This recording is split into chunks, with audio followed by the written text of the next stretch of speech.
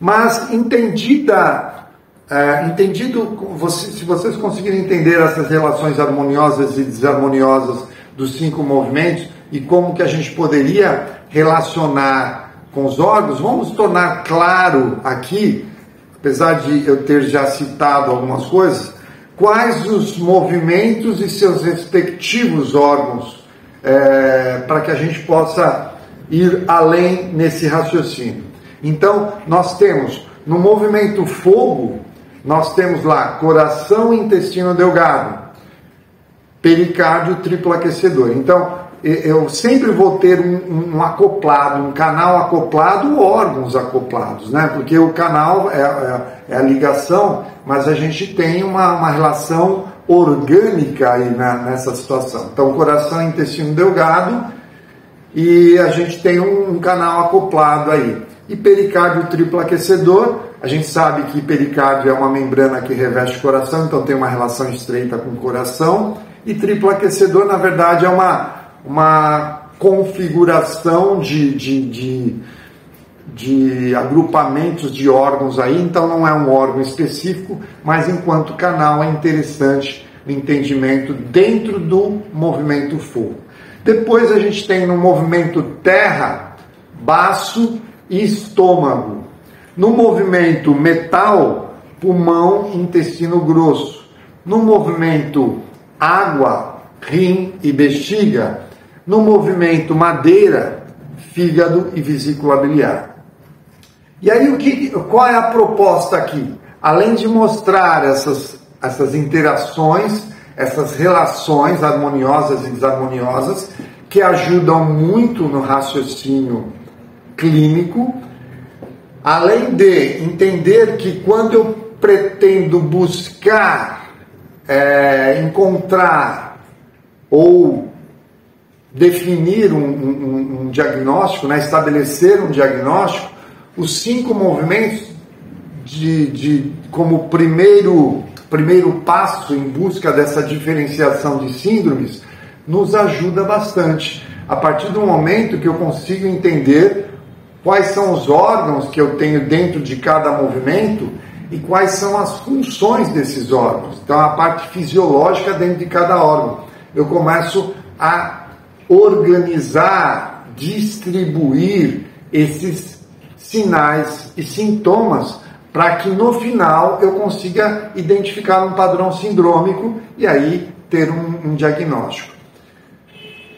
Padrão sindrômico, só para tornar claro aqui, eu tenho falado nos meus vídeos, tenho vídeos específicos que falam desse assunto, mas um padrão sindrômico é sempre um conjunto de sinais e sintomas que caracterizam, que definem, né, que caracterizam logo, definem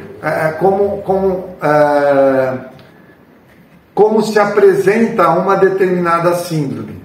E todo diagnóstico ele é baseado nesse conjunto de sinais e sintomas, logo nesse padrão sindrômico. Isso a gente consegue estabelecer a partir dos 5 movimentos, a partir da fisiologia Zanfu, a partir de várias outras teorias que vão nos dar base para fazer essa definição. Mas nessa relação que eu chamei de fisiologia dos 5 movimentos, o que mais a gente poderia falar do ponto de vista fisiológico relacionando com 5 movimentos? A gente tem sim várias coisas interessantes. Eu quero começar pelo movimento água, porque ali no movimento água nós temos o rim e a bexiga.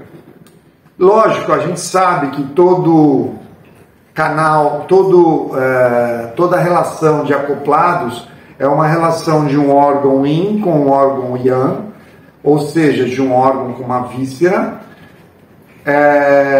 e que essas vísceras normalmente ficam subordinadas aos órgãos yin, exatamente porque os órgãos yin são considerados órgãos sólidos que armazenam essência, e que essa essência ela é basicamente utilizada para quê?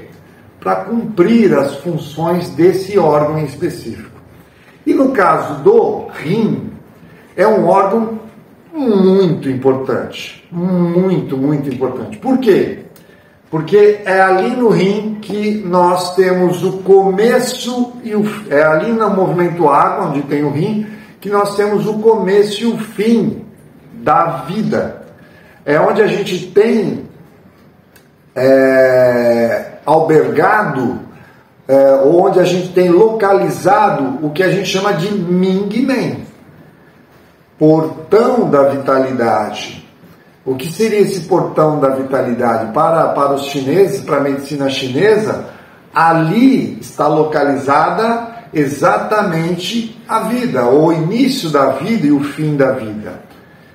Como explicar isso?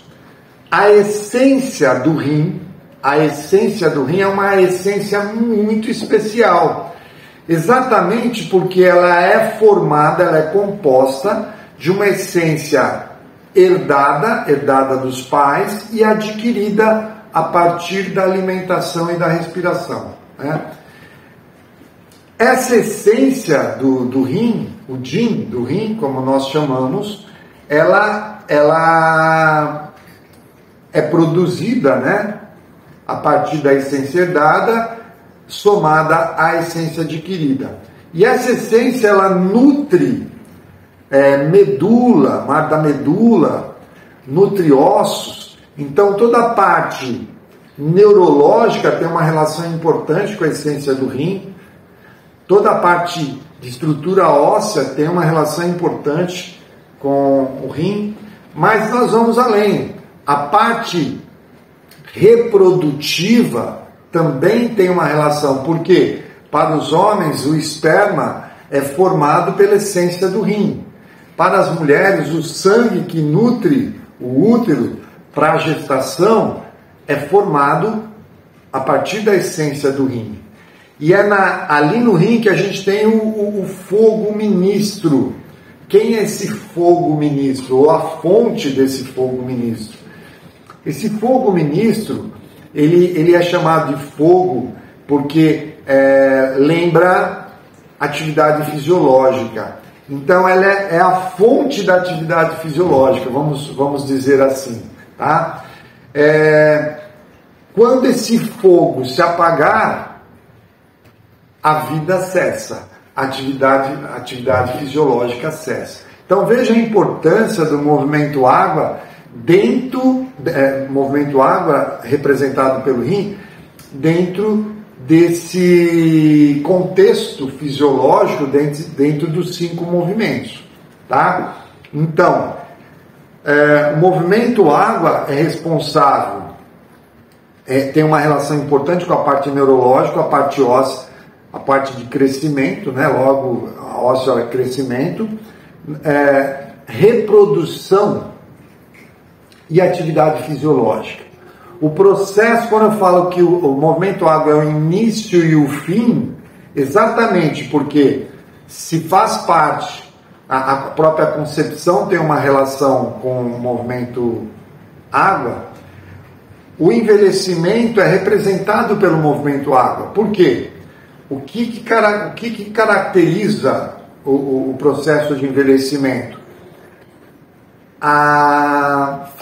Vamos dizer assim, a falha o não funcionamento adequado dos órgãos, das atividades fisiológicas, é uma das principais características do processo de envelhecimento. Então, quando esses órgãos deixam de funcionar normalmente, regularmente, começam a ter falhas nessas atividades, isso caracteriza um processo de envelhecimento. Para entender qual é a relação que tem com o rim, existe um Qi chamado de Yuan Qi, que é o Qi original, que é produzido no rim. Essa essência que eu falei do rim, ela é aquecida pelo fogo ministro e produz esse Qi do rim, esse Yuan Qi, que é o Qi original. E qual a relação que tem, como que eu relaciono com esse processo de envelhecimento? Esse Yuan Qi, ele é responsável por impulsionar toda atividade fisiológica, qualquer atividade fisiológica do corpo é impulsionado pelo Yuan Qi. Quando o processo de envelhecimento se estabelece, essa essência do Yin começa a não ser a melhor essência, porque a essência adquirida é reposta pela alimentação, mas a essência dada, ela vai se consumindo. À medida que ela vai se consumindo, ela não vai produzindo a Yuan Qi de qualidade, ou chegar ao ponto que não vai ter mais matéria-prima para produzir o Yuan Qi. Logo, a gente tem a morte. A morte no sentido de que não tem mais a produção do que nós consideramos como impulsionador da atividade fisiológica. O próprio fogo ministro, que dá calor ao corpo, que é uma das características da atividade fisiológica, ela é alimentada por esse Yuan Qi. Então veja a importância do movimento água nesse processo de nascimento, crescimento, desenvolvimento e morte. Certo? Então, o movimento água, talvez eu tenha me estendido bastante aí, mas para ver a relação desse movimento água, representado pelo Yin, nessa relação movimento e fisiologia. Depois do movimento água, nós temos quem? Água é mãe de madeira, então nós temos madeira. Lógico que nessa relação de geração, tudo que acontece de bom ou de ruim aqui no movimento água vai refletir no movimento madeira. Por isso que nós costumamos dizer, e não é só dizer, é constatação, que os nossos pacientes não são monossindrômicos, todos eles são polissindrômicos, porque uma desarmonia em um movimento vai desencadear desarmonia em outros movimentos. E aí onde está a riqueza dessa relação dos 5 movimentos com a fisiologia Zanfu. Mais uma vez, por isso, eu dei o nome de fisiologia dos 5 movimentos, para mostrar essa relação. E aí no movimento madeira, nós temos lá representados o movimento madeira sendo representado especialmente pelo fígado, mas ali a gente tem fígado e vesícula biliar. E o que eu gostaria de destacar nesse movimento é exatamente uma das principais ou duas das principais funções do fígado. Primeiro é garantir livre fluxo de Qi, de Xue e das emoções. Esse é um dos aspectos do fígado.